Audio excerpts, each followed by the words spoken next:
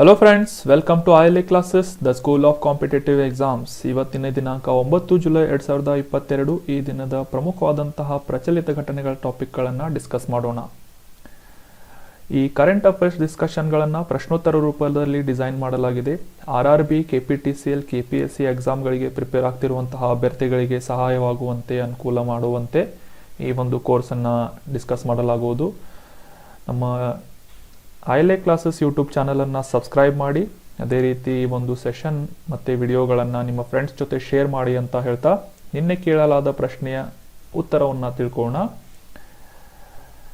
ನಿನ್ನೆ ಕೇಳಲಾದ ಪ್ರಶ್ನೆ, ಸುದ್ದಿಯಲ್ಲಿ ಕಂಡು ಬಂದಂತಹ ಲಿಸ್ಬನ್ ಘೋಷಣೆ, ಲಿಸ್ಬನ್ ಡಿಕ್ಲರೇಷನ್ ಈ ಕೆಳಗಿನ ಯಾವ ಘಟಕದ ಸಂರಕ್ಷಣೆಗೆ ಸಂಬಂಧಿಸಿದೆ? Lisbon declaration which was seen in the news is associated with conservation of which of the entity?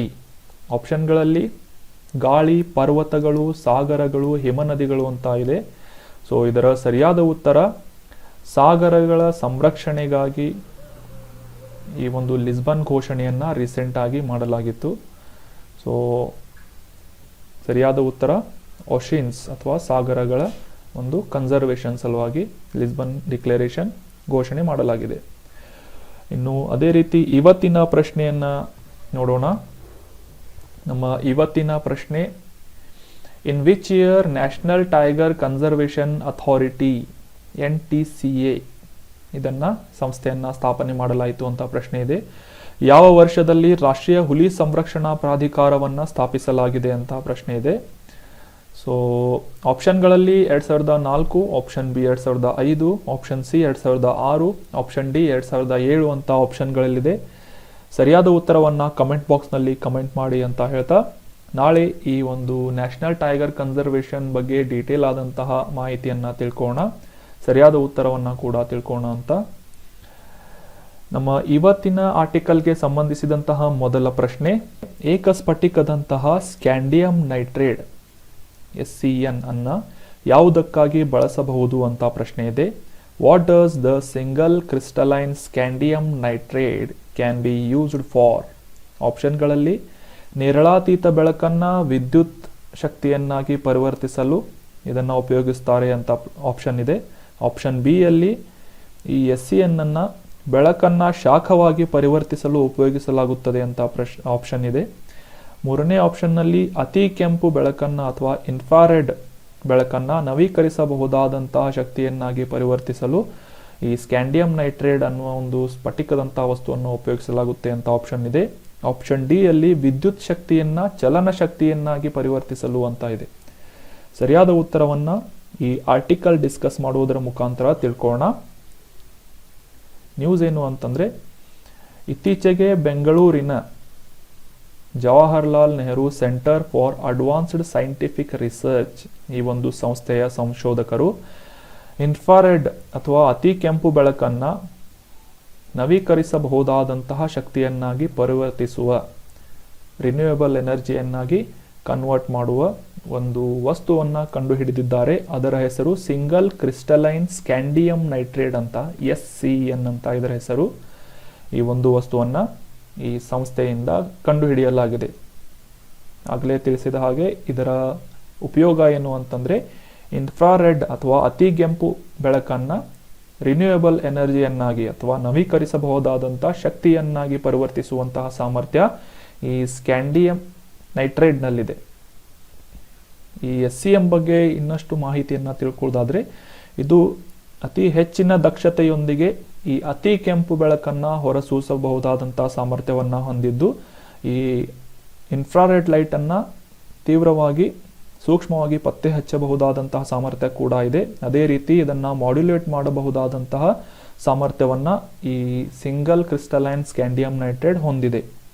ಇದು ಸೌರ ಮತ್ತು ಉಷ್ಣ ಶಕ್ತಿಯ ಹಾರ್ವೆಸ್ಟಿಂಗ್ ಅಥವಾ ಕೊಯ್ಲನ್ನು ಮಾಡುವ ಒಂದು ಸಾಮರ್ಥ್ಯ ಮತ್ತು ಆಪ್ಟಿಕಲ್ ಕಮ್ಯುನಿಕೇಷನ್ ಡಿವೈಸಸ್ಗಳನ್ನು ತಯಾರಿ ಮಾಡುವುದಕ್ಕೆ ಈ ಒಂದು ಹೊಸ ವಸ್ತುವಾದಂತಹ ಸಿಂಗಲ್ ಕ್ರಿಸ್ಟಲೈನ್ ಸ್ಕ್ಯಾಂಡಿಯಂ ನೈಟ್ರೇಟನ್ನು ಉಪಯೋಗಿಸಬಹುದಾಗಿದೆ ಅಂತ ಈ ಸಂಶೋಧಕರು ಹೇಳ್ತಾ ಇದ್ದಾರೆ.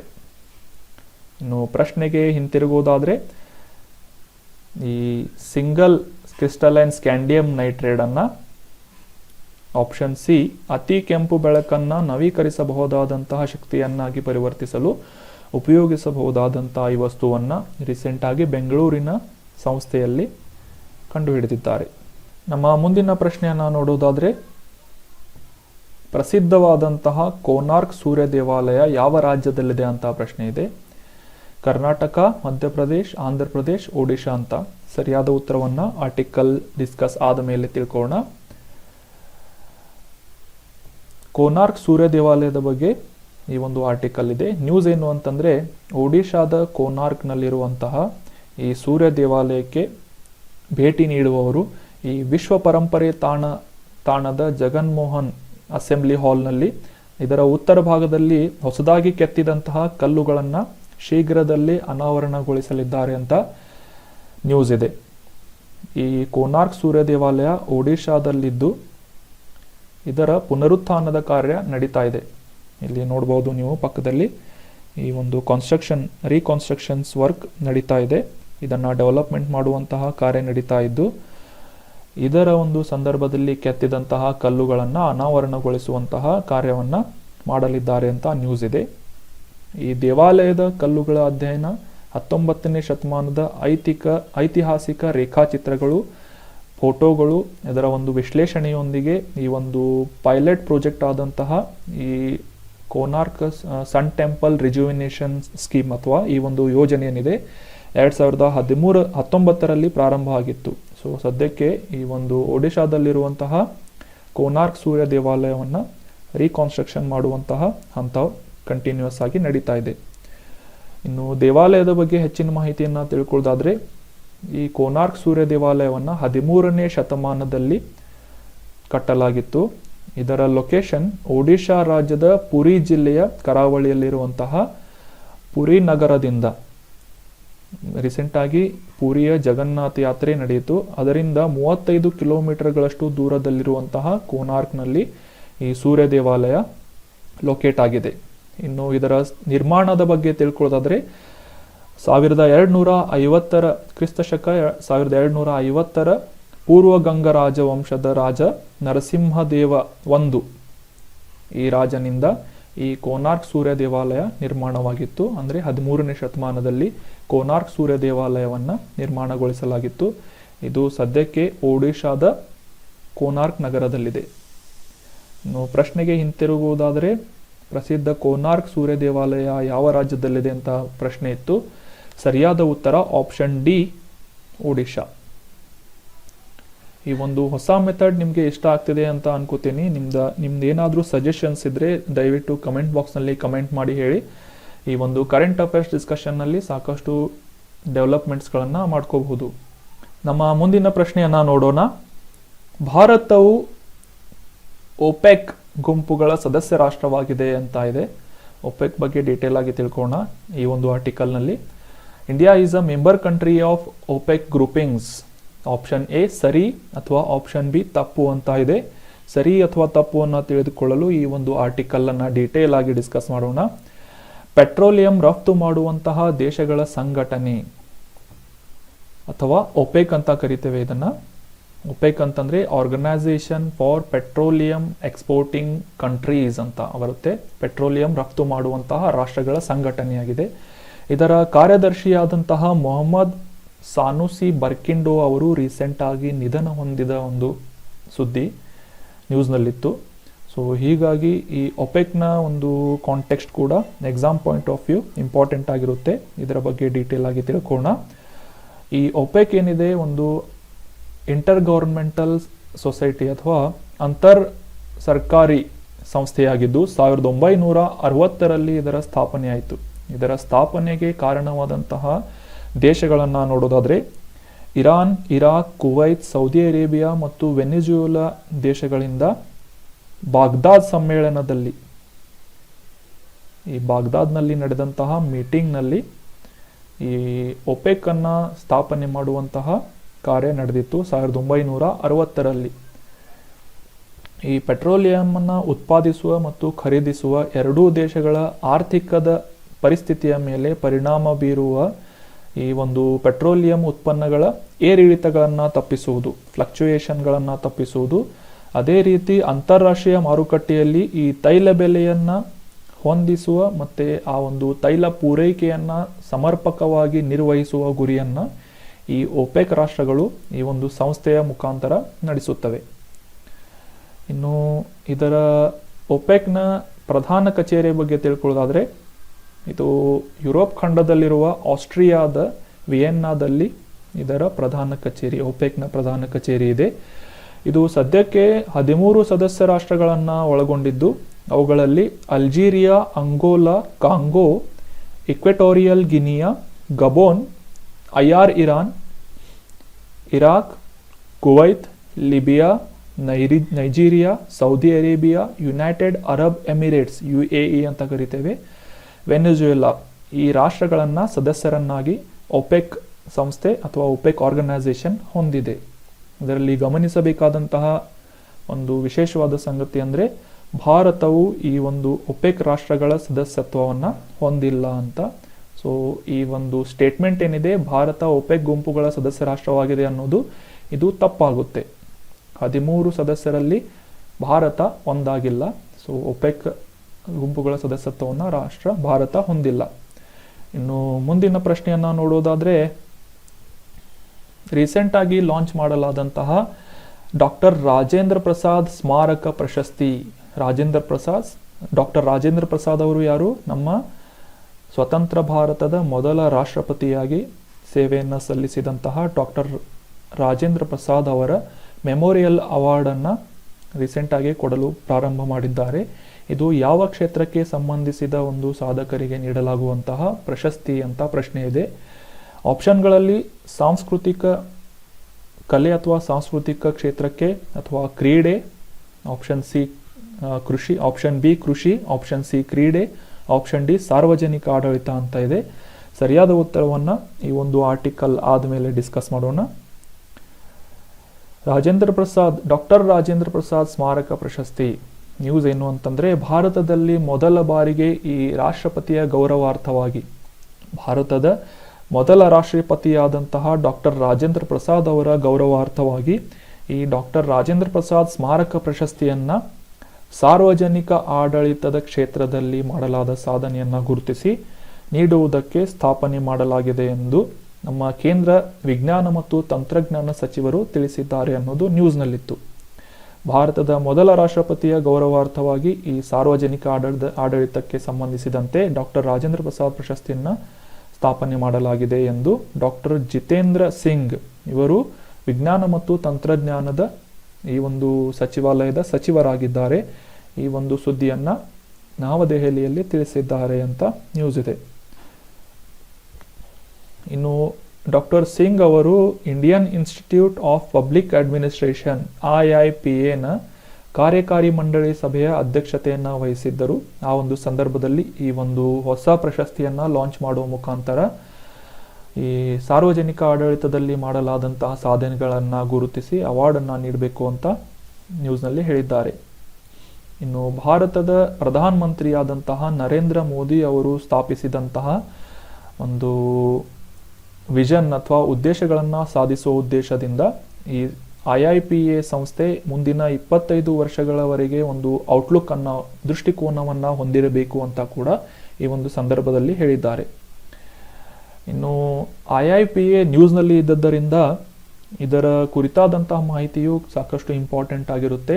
1954ರಲ್ಲಿ Indian Institute of Public Administration ಅನ್ನೋ ಒಂದು ಸಂಸ್ಥೆಯನ್ನು ಸ್ಥಾಪಿಸಲಾಯಿತು. ಇದು ಭಾರತ ಸರ್ಕಾರದ ಸಿಬ್ಬಂದಿ ಸಚಿವಾಲಯ, ಪರ್ಸನಲ್ ಮಿನಿಸ್ಟ್ರಿ ಅಂತ ಕರೆಯಲಾಗುತ್ತೆ. ಸೊ ಆ ಒಂದು ಸಿಬ್ಬಂದಿ ಸಚಿವಾಲಯದ ಅಡಿಯಲ್ಲಿ IIPA ಕೆಲಸ ಮಾಡುತ್ತೆ. ಇದು ಸಂಶೋಧನೆ ಮತ್ತು ತರಬೇತಿಯನ್ನು ನೀಡುವಂತಹ, ಸಿಬ್ಬಂದಿಗೆ ಸಂಶೋಧನೆ ಮತ್ತು ತರಬೇತಿಯನ್ನು ನೀಡುವ ಕುರಿತಾದಂತಹ ಒಂದು ಸಂಸ್ಥೆಯಾಗಿದೆ. 1954ರಲ್ಲಿ ಇದನ್ನು ಸ್ಥಾಪನೆ ಮಾಡಲಾಗಿತ್ತು. ಇದರ ಸದ್ಯದ ಚೇರ್ಮನ್ ಜಿತೇಂದ್ರ ಸಿಂಗ್ ಅವರು ಮತ್ತು ಇದರ ಪ್ರೆಸಿಡೆಂಟ್ ವೆಂಕಯ್ಯ ನಾಯ್ಡು, ನಮ್ಮ ಭಾರತದ ಉಪರಾಷ್ಟ್ರಪತಿಯಾದಂತಹ ವೆಂಕಯ್ಯ ನಾಯ್ಡು ಅವರು ಈ IIPAದ ಅಧ್ಯಕ್ಷತೆಯನ್ನು ವಹಿಸಿರುತ್ತಾರೆ. ಪ್ರಶ್ನೆಗೆ ಹಿಂತಿರುಗುವುದಾದರೆ, ಡಾಕ್ಟರ್ ರಾಜೇಂದ್ರ ಪ್ರಸಾದ್ ಸ್ಮಾರಕ ಪ್ರಶಸ್ತಿಯನ್ನು ಆಪ್ಷನ್ ಡಿ ಸಾರ್ವಜನಿಕ ಆಡಳಿತಕ್ಕೆ ಸಂಬಂಧಿಸಿದಂತೆ ಮಾಡಿದ ಸಾಧನೆಯನ್ನು ಗುರುತಿಸಿ ನೀಡಲಾಗುತ್ತೆ ಅಂತ ಹೊಸದಾಗಿ ಲಾಂಚ್ ಮಾಡಿದ ಈ ಪ್ರಶಸ್ತಿಯ ಬಗ್ಗೆ ತಿಳ್ಕೊಂಡ್ವಿ. ಇನ್ನು ಮುಂದಿನ ಆರ್ಟಿಕಲ್ ಅನ್ನ ನೋಡೋದಕ್ಕಿಂತ ಮುಂಚೆ ಅದಕ್ಕೆ ರಿಲೇಟ್ ಆದಂತಹ ಪ್ರಶ್ನೆಯನ್ನ ತಿಳ್ಕೊಳ್ಳೋಣ. ಭಾರತದ ಉಪಾಧ್ಯಕ್ಷರಾಗಲು ಅಥವಾ ವೈಸ್ ಪ್ರೆಸಿಡೆಂಟ್ ಆಗಲು ಅರ್ಹರಾದಂತಹ ಕನಿಷ್ಠ ವಯಸ್ಸು ಎಷ್ಟು ಅಂತ ಪ್ರಶ್ನೆ ಇದೆ. Minimum age required to be eligible to become vice president of India ಅಂತ ಪ್ರಶ್ನೆ ಇದೆ. Option A 25 years, option B 30 years, option C 35 years, option D 45 years ಅಂತ. ಸೊ ಈ ಒಂದು ಆರ್ಟಿಕಲ್ ಅನ್ನು ಡಿಸ್ಕಸ್ ಮಾಡಿ ಪ್ರಶ್ನೆಗೆ ಹಿಂತಿರುಗೋಣ. ಭಾರತದ ಉಪರಾಷ್ಟ್ರಪತಿ ಇವರ ಅಧಿಕಾರಾವಧಿ ಸದ್ಯಕ್ಕೆ ಉಪರಾಷ್ಟ್ರಪತಿಯಾದಂತಹ ಎಂ ವೆಂಕಯ್ಯ ನಾಯ್ಡು ಅವರ ಅಧಿಕಾರಾವಧಿ ಏನಿದೆ ಆಗಸ್ಟ್ 10ರಂದು ಕೊನೆಗೊಳ್ಳಲಿದೆ ಅಂತ ನ್ಯೂಸ್ ಇದೆ. ಸೊ ಅದಕ್ಕಾಗಿ ನಮ್ಮ ಭಾರತದ ಚುನಾವಣಾ ಆಯೋಗ ಜುಲೈ 5ರಂದು ಭಾರತದ ಉಪಾಧ್ಯಕ್ಷರ ಚುನಾವಣೆಗೆ ಅಧಿಸೂಚನೆ ಅಥವಾ ನೋಟಿಫಿಕೇಶನ್ ಅನ್ನ ಹೊರಡಿಸಿದೆ. ಇನ್ನು ಭಾರತದ ಉಪರಾಷ್ಟ್ರಪತಿಯ ಆಯ್ಕೆಯ ಬಗ್ಗೆ ತಿಳ್ಕೊಳ್ಳೋದಾದ್ರೆ ಸಂವಿಧಾನದ 63ನೇ ಆರ್ಟಿಕಲ್ನ ಅಡಿಯಲ್ಲಿ ಭಾರತಕ್ಕೆ ಉಪರಾಷ್ಟ್ರಪತಿಯವರು ಇರಬೇಕು ಅಂತ ಈ ಒಂದು 63ನೇ ಆರ್ಟಿಕಲ್ನಲ್ಲಿ ತಿಳಿಸಲಾಗಿದೆ, ಮೆನ್ಷನ್ ಮಾಡಲಾಗಿದೆ. ಅದೇ ರೀತಿ ಆರ್ಟಿಕಲ್ 64ರ ಅಡಿಯಲ್ಲಿ ಭಾರತದ ಉಪರಾಷ್ಟ್ರಪತಿಗಳು ಅಂದರೆ ಉಪಾಧ್ಯಕ್ಷರು ರಾಜ್ಯಗಳ ಕೌನ್ಸಿಲ್ಸ್ ಪದನಿಮಿತ್ತ ಅಧ್ಯಕ್ಷರಾಗಿರುತ್ತಾರೆ ಅಂತ ಕೂಡ, ರಾಜ್ಯಸಭೆಯ ಅಧ್ಯಕ್ಷರಾಗಿರುತ್ತಾರೆ ಕೂಡ ಅಂತ ಮೆನ್ಷನ್ ಮಾಡಲಾಗಿದೆ. ನಮಗೆಲ್ಲ ಗೊತ್ತಿರೋ ಹಾಗೆ ರಾಜ್ಯಸಭೆಯ ಈ ಚೇರ್ಪರ್ಸನ್ ಯಾರಾಗಿರ್ತಾರೆ ಅಂತಂದ್ರೆ ಭಾರತದ ಉಪರಾಷ್ಟ್ರಪತಿಯು ಡಿಫಾಲ್ಟ್ ಆಗಿ ಈ ಒಂದು ರಾಜ್ಯಸಭೆಯ ಅಧ್ಯಕ್ಷರಾಗಿರುತ್ತಾರೆ. ಇನ್ನು ಎಂ ವೆಂಕಯ್ಯ ನಾಯ್ಡು ಅವರು ಸದ್ಯದ ಉಪಾಧ್ಯಕ್ಷರಾಗಿದ್ದರು ಭಾರತದ. ಸೊ 13ನೇ ವೈಸ್ ಪ್ರೆಸಿಡೆಂಟ್ ಆಫ್ ಇಂಡಿಯಾ ಆಗಿ ಕಾರ್ಯವನ್ನ ನಿರ್ವಹಿಸ್ತಾ ಇದ್ದಾರೆ. ಇವರ ಅಧಿಕಾರಾವಧಿ ಆಗಸ್ಟ್ 10ರಂದು ಸಂಪೂರ್ಣಗೊಳ್ಳಲಿದೆ. ಇನ್ನು ಉಪಾಧ್ಯಕ್ಷರ ಆಯ್ಕೆಯ ಕುರಿತಾದಂತಹ ಕೆಲವೊಂದು ಮಾಹಿತಿಯನ್ನ exam point of view important ಆಗಿರೋದ್ರಿಂದ ತಿಳ್ಕೊಳ್ಳೋಣ. ಭಾರತದ ಸಂವಿಧಾನದ ಅನುಚ್ಛೇದ 66ರ ಪ್ರಕಾರ ಉಪಾಧ್ಯಕ್ಷರ ಚುನಾವಣೆಯ ಪ್ರಕ್ರಿಯೆಯನ್ನ ತಿಳಿಸುತ್ತದೆ. ಸೊ ಇದರ ಪ್ರಕಾರ ಸಂಸತ್ತಿನ ಉಭಯ ಸದನಗಳ ಸದಸ್ಯರನ್ನ ಒಳಗೊಂಡಿರುವಂತಹ ಎಲೆಕ್ಟರಲ್ ಕಾಲೇಜ್ ಅಥವಾ ಚುನಾವಣಾ ಕಾಲೇಜಿನ ಸದಸ್ಯರಿಂದ ಒಂದು ರೇಷಿಯೋದ ಪ್ರಕಾರ ಅನುಪಾತದ ಪ್ರಾತಿನಿಧ್ಯದ ವ್ಯವಸ್ಥೆಗೆ ಅನುಗುಣವಾಗಿ ಸಿಂಗಲ್ ಟ್ರಾನ್ಸ್ಫರೇಬಲ್ ವೋಟ್ ಅಥವಾ ಏಕ ವರ್ಗಾವಣೆ ಮತದ ಮೂಲಕ ಚುನಾವಣೆಯನ್ನ ಭಾರತದ ಉಪರಾಷ್ಟ್ರಪತಿಯ ಚುನಾವಣೆಯನ್ನ ಮಾಡಲಾಗುತ್ತೆ. ಈ ಒಂದು ಮತದಾನವು ರಹಸ್ಯಕರವಾದಂತಹ ಮತದಾನದ ಸ್ವರೂಪದಲ್ಲಿ ನಡೆಯುತ್ತದೆ. ಇನ್ನು ಭಾರತದ ಸಂವಿಧಾನದ ಆರ್ಟಿಕಲ್ 66(3) ಪ್ರಕಾರ ಉಪಾಧ್ಯಕ್ಷರಾಗಲು ಆಯ್ಕೆಯಾಗಲು ಅರ್ಹತೆಯನ್ನ ಕೂಡ ಮೆನ್ಷನ್ ಮಾಡಲಾಗಿದೆ. ಈ ಆರ್ಟಿಕಲ್ ಎ ಅಲ್ಲಿ ಭಾರತದ ಪ್ರಜೆಯಾಗಿರಬೇಕು, ಉಪಾಧ್ಯಕ್ಷರಾಗಲು ಮುಖ್ಯವಾಗಿ ಭಾರತದ ಪ್ರಜೆಯಾಗಿರಬೇಕು, 35 ವರ್ಷಗಳ ವಯಸ್ಸನ್ನ ಪೂರ್ಣಗೊಂಡಿರಬೇಕು.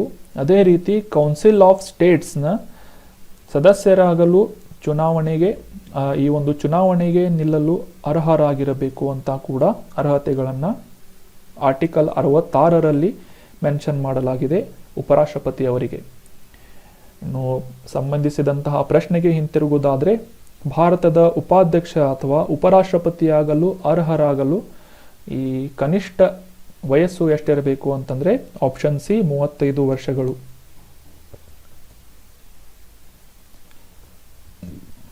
ಮುಂದಿನ ಪ್ರಶ್ನೆ ಅತ್ಯಂತ ಫೇಮಸ್ ಆದಂತಹ ಶಿಮ್ಲಾ ಒಪ್ಪಂದ ನಮಗೆಲ್ಲ ಗೊತ್ತಿರೋ ಒಂದು ವಿಚಾರ. ಭಾರತದ ಹಿಸ್ಟ್ರಿಯಲ್ಲಿ ಈ ಒಂದು ಶಿಮ್ಲಾ ಒಪ್ಪಂದವನ್ನ ಕೂಡ ನಾವು ಓದಿರ್ತೇವೆ. Shimla treaty was made in which year? Shimla ಒಪ್ಪಂದವನ್ನ ಯಾವ ವರ್ಷದಂದು ಮಾಡಲಾಯಿತು ಅಂತ ಪ್ರಶ್ನೆ ಇದೆ. Option A 1965, option B 1962, option C 1971, option D 1999. ಸರಿಯಾದ ಉತ್ತರವನ್ನು ತಿಳ್ಕೊಳ್ಳೋದಕ್ಕಿಂತ ಮುಂಚೆ ಶಿಮ್ಲಾ ಒಪ್ಪಂದದ ಕುರಿತಾದಂತಹ ಕೆಲವು ಇಂಪಾರ್ಟೆಂಟ್ ಮಾಹಿತಿಗಳನ್ನು ತಿಳ್ಕೊಳ್ಳೋಣ. ಇದೇ 2ನೇ ಜುಲೈ 2022ರಂದು ಭಾರತ ಮತ್ತು ಪಾಕಿಸ್ತಾನಗಳ ನಡುವೆ ಆದಂತಹ ಶಿಮ್ಲಾ ಒಪ್ಪಂದದ 50ನೇ ವಾರ್ಷಿಕೋತ್ಸವವನ್ನು ಗುರುತಿಸಲಾಯಿತು. ಶಿಮ್ಲಾ ಒಪ್ಪಂದ ಯಾವ ರಾಷ್ಟ್ರಗಳ ನಡುವೆ ನಡೆಯಿತು ಅಂತ ಕೂಡ ಪ್ರಶ್ನೆ ಬರಬಹುದು. ಭಾರತ ಶ್ರೀಲಂಕಾ, ಭಾರತ ಬಾಂಗ್ಲಾದೇಶ್, ಭಾರತ ಅಫ್ಘಾನಿಸ್ತಾನ್, ಭಾರತ ಪಾಕಿಸ್ತಾನ್ ಅಂತ ಆಪ್ಷನ್ ಬಂದರೆ ಶಿಮ್ಲಾ ಒಪ್ಪಂದ ಭಾರತ ಮತ್ತು ಪಾಕಿಸ್ತಾನದ ನಡುವೆ ನಡೆಯಿತು ಅಂತ. 1972ರಲ್ಲಿ ಈ ಶಿಮ್ಲಾ ಒಪ್ಪಂದ ನಡೆಯುತ್ತೆ. 1971ರಲ್ಲಿ ಭಾರತ ಮತ್ತು ಪಾಕಿಸ್ತಾನದ ಯುದ್ಧ, ಅದರ ಒಂದು ಫಲಿತಾಂಶದ ರೂಪವಾಗಿ ಈ ಶಿಮ್ಲಾ ಶಾಂತಿ ಒಪ್ಪಂದ ಭಾರತ ಮತ್ತು ಪಾಕಿಸ್ತಾನದ ನಡುವೆ ನಡೆಯುತ್ತೆ. 1971ರಲ್ಲಿ ಭಾರತ ಪಾಕಿಸ್ತಾನ ಯುದ್ಧ, ಭಾರತದ ಪಶ್ಚಿಮ ಪಾಕಿಸ್ತಾನದಿಂದ ಪೂರ್ವ ಪಾಕಿಸ್ತಾನ ಅಂದರೆ ಈಗ ಸದ್ಯದ ಬಾಂಗ್ಲಾದೇಶ, ಮೊದಲು ಪೂರ್ವ ಪಾಕಿಸ್ತಾನ ಅಂತ ಕರೆಸಿಕೊಳ್ತಾ ಇತ್ತು. ಪಶ್ಚಿಮ ಪಾಕಿಸ್ತಾನ ಅಂದರೆ ಈಗ ಎಕ್ಸಿಸ್ಟ್ ಆಗಿರುವಂತಹ ಪಾಕಿಸ್ತಾನ, ಪೂರ್ವ ಪಾಕಿಸ್ತಾನ ಅಂದರೆ ಈಗಿನ ಬಾಂಗ್ಲಾದೇಶ. ಈ ಎರಡು ಪಾಕಿಸ್ತಾನ ಅಂತ ಕರೆಸಿಕೊಳ್ತಾ ಇತ್ತು. ಸೊ 1971ರಲ್ಲಿ ಬಾಂಗ್ಲಾದೇಶವನ್ನು ಬೇರ್ಪಡಿಸಿ ಪಾಕಿಸ್ತಾನದಿಂದ ಬೇರ್ಪಡಿಸಿದಾಗ ಪೂರ್ವ ಪಾಕಿಸ್ತಾನ ಬಾಂಗ್ಲಾದೇಶ ಎಂದು ಕರೆಯಲ್ಪಟ್ಟಿತು.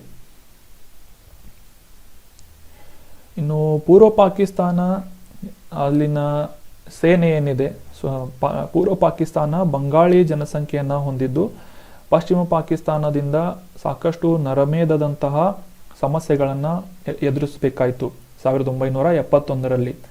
ಆ ಒಂದು ಯುದ್ಧದಲ್ಲಿ ಭಾರತ ಇಂಟರ್ಫಿಯರ್ ಆಗಿ ಈ ಒಂದು ನರಮೇಧವನ್ನು ತಪ್ಪಿಸುವ ನಿಟ್ಟಿನಲ್ಲಿ ನಿರಾಶ್ರಿತರಿಗೆ ಭಾರತ ಬೆಂಬಲವನ್ನು ನೀಡಿದ್ದಷ್ಟೇ ಅಲ್ಲದೆ ಈಗಿನ ಬಾಂಗ್ಲಾದೇಶದ ರಾಜಧಾನಿಯಾದಂತಹ ಢಾಕಾದ ವಿಮೋಚನೆಗೆ ಕೂಡ ಮುಕ್ತಿ ವಾಹಿನಿ ಅನ್ನುವ ಒಂದು ಆಪರೇಷನ್ನ ನಡೆಸಿ ಈ ಪಾಕಿಸ್ತಾನವನ್ನು ಭಾರತಕ್ಕೆ ಪ್ರವೇಶಿಸುವುದನ್ನು ತಡೆಗಟ್ಟಲು ಬಾಂಗ್ಲಾದೇಶದ ವಿಮೋಚನೆಯನ್ನು 1971ರಲ್ಲಿ ಮಾಡಿತು.